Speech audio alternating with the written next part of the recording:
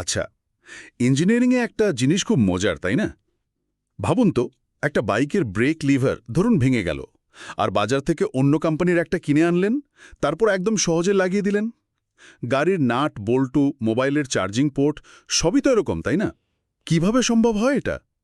আজ আমরা এই দারুণ ব্যাপারটা নিয়ে একটু গভীরে যাব, জানব লিমিটস, ফিটস আর টলারেন্সের মূল ধারণাগুলো। এগুলো ছাড়া আজকের দিনের ম্যানুফ্যাকচারিং তো প্রায় অচলই বলা চলে। হ্যাঁ, বিষয়টা খুবই গুরুত্বপূর্ণ, একদম ঠিক বলেছেন।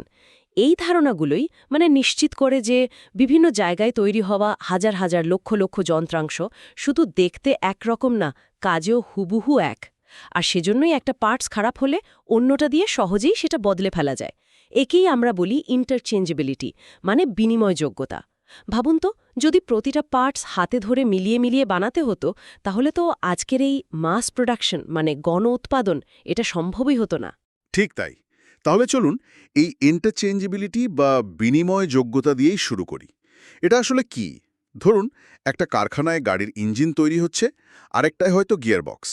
কিন্তু শেষে যখন এই দুটোকে জোড়া লাগানো হচ্ছে, একদম ঠিকঠাক লেগে যাচ্ছে। এটাই ইন্টারচেঞ্জেবিলিটির সুবিধা।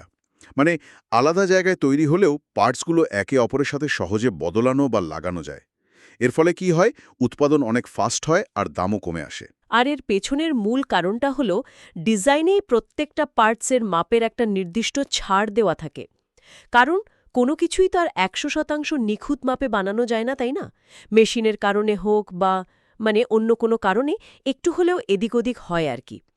এই যে অনুমোদিত পার্থক্য, এটাই হলো টলারেন্স। এই টলারেন্সের জন্যই কিন্তু ইন্টারচেঞ্জেবিলিটি সম্ভব হয়।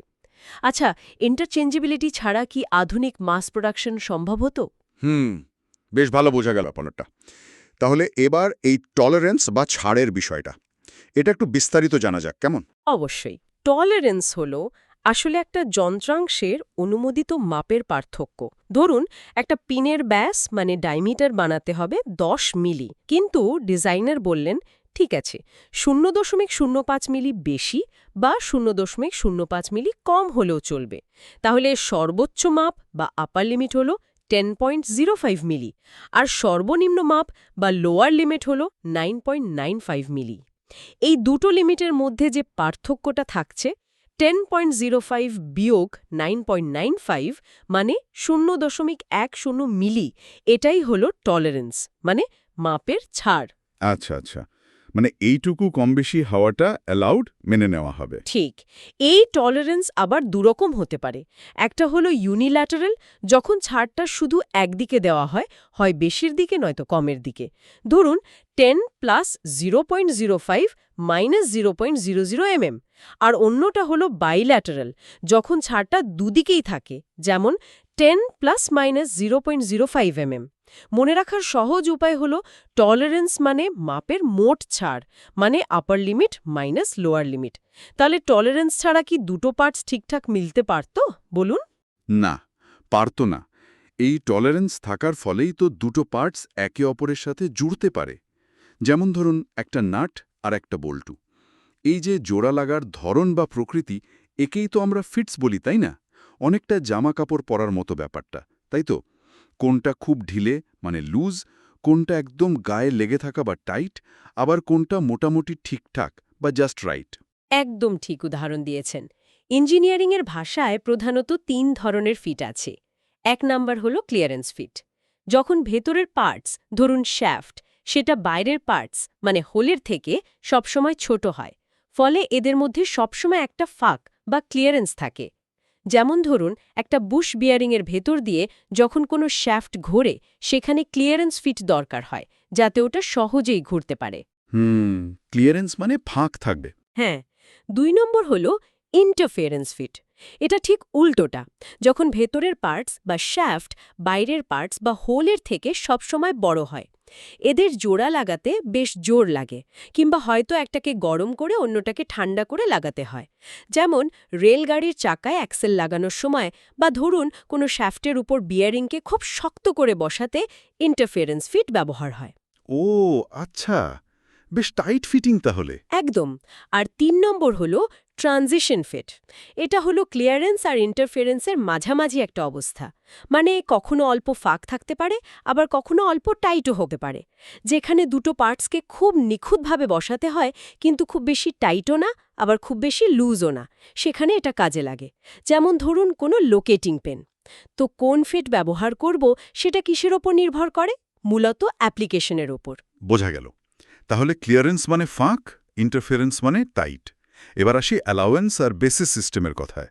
অ্যালাওয়েন্সটা ঠিক কী জিনিস? অ্যালাউন্স হলো দুটো জোড়া লাগা পার্টসের মাপের মধ্যে, মানে ডিজাইন করার সময় ইচ্ছাকৃতভাবে রাখা একটা পার্থক্য। এটা ঠিক করা হয় আমরা কী ধরনের ফিট চাই তার ওপর ভিত্তি করে। যেমন ক্লিয়ারেন্স ফিট চাইলে আমরা ইন্টেনশনালি একটা পজিটিভ অ্যালাউন্স রাখি, মানে হোলের সর্বনিম্ন মাপ শাফটের সর্বোচ্চ মাপের চেয়ে বড় রাখি।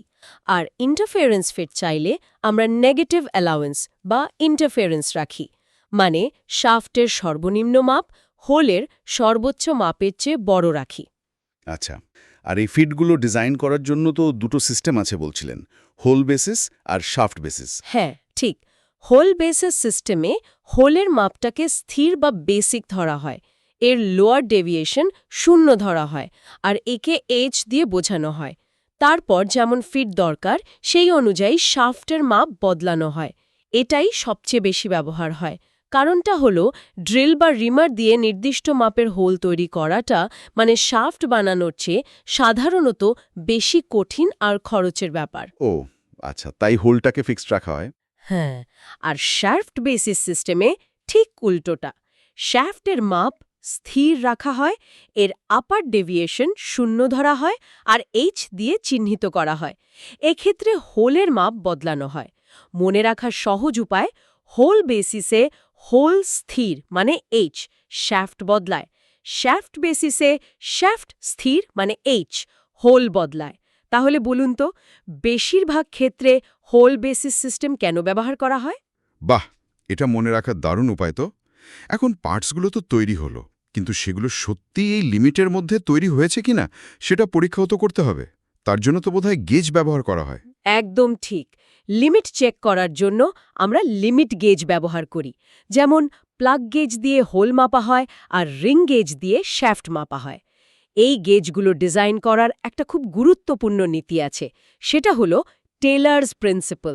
এই নীতি বলে প্রত্যেক লিমিট গেজের দুটো দিক থাকবে, একটা গো আর একটা নো গো। গো আর নো গো, এদের কাজটা কীরকম?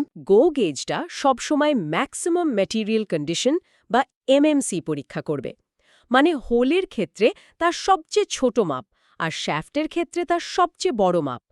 এই গো গেজটা পার্টসের পুরো দৈর্ঘ্য বরাবর স্মুথলি যেতে বা লাগতে পারা উচিত। এটা একই সাথে পার্টসের আকার বা ফর্ম এবং মাপ বা সাইজ দুটোই পরীক্ষা করে। আচ্ছা, গো গেজ পুরোটা যেতে হবে? হ্যাঁ। অন্যদিকে এনো গো গেজটা মিনিমাম ম্যাটেরিয়াল কন্ডিশন বা এলএমসি পরীক্ষা করবে, মানে হোলের ক্ষেত্রে সবচেয়ে বড় মাপ আর শ্যাফটের ক্ষেত্রে সবচেয়ে ছোট মাপ। এটা পার্টসের মধ্যে অল্প একটু ঢুকতে পারে, কিন্তু পুরোটা কিছুতেই যেতে পারবে না। এটা মূলত একটাই মাপ বা ডিমেনশন পরীক্ষা করে। এই গো আর এনো গো ঠিকঠাক কাজ করলে তবেই বোঝা যায় যে পার্টসটা নির্দিষ্ট টলারেন্সের মধ্যেই তৈরি হয়েছে। তাহলে গো আর এনোগো গেজ ব্যবহার করে আমরা কি নিশ্চিত করতে পারি? দারুণ। তাহলে আজকে আমরা ইন্টারচেঞ্জেবিলিটি দিয়ে শুরু করে টলারেন্স, বিভিন্ন ধরনের ফিটস, অ্যালাউন্স, হোল বেসিস ও শাফট বেসিস সিস্টেম, আর শেষে টেইলার্স প্রিন্সিপাল অনুযায়ী গেজ দিয়ে কিভাবে মাপ যাচাই করা হয় তার একটা বেশ পরিষ্কার চিত্র পেলাম। এই সবগুলো ধারণা আসলে একে অপরের সাথে খুব গভীরভাবে জুড়ে আছে দেখছি। নিঃসন্দেহে এই আপাতদৃষ্টিতে সাধারণ দেখতে ধারণাগুলোই কিন্তু আধুনিক প্রিসিশন ইঞ্জিনিয়ারিং, অটোমেশন, রোবোটিক্স, মানে সবকিছুর ভিত্তি। আপনারা যখন ভবিষ্যতে ইঞ্জিনিয়ার হিসেবে কাজ করবেন, এই জ্ঞানটা কিন্তু শুধু পরীক্ষার জন্য নয়, এটা সারা জীবনের জন্য জরুরি। মনে রাখবেন, যে কোনো জটিল যন্ত্র বা সিস্টেম, তার মূলে রয়েছে এই সূক্ষ্ম মাপজোকের বিজ্ঞান।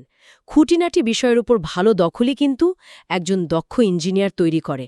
এই ধারণাগুলো ভালোভাবে বুঝলে, মানে ভবিষ্যতে যে কোনো প্রযুক্তি নিয়ে কাজ করতে অনেক সুবিধে হবে। ঠিক, আজকের আলোচনা তাহলে এখানেই শেষ করছি। তবে যাওয়ার আগে একটা প্রশ্ন রেখে যাই সবার ভাবনার জন্য।